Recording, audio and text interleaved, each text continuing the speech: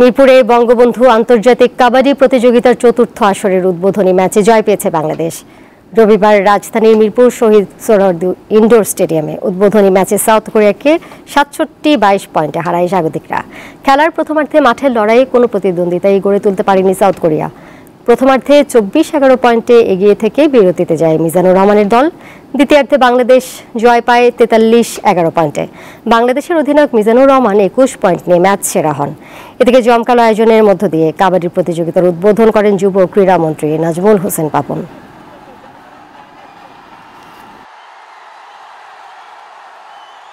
যেহেতু এটা আমাদের জাতীয় স্পোর্টস, আমরা যদি ঠিকমতো এটাকে সাহায্য সহযোগিতা করতে পারি, ঠিকমতো প্ল্যান্ড ওয়েতে আগাতে পারি, তাহলে অবশ্যই বাংলাদেশ কাবাডিতে বাংলাদেশ অবশ্যই আন্তর্জাতিকভাবে ভালো রেজাল্ট নিয়ে আসবে।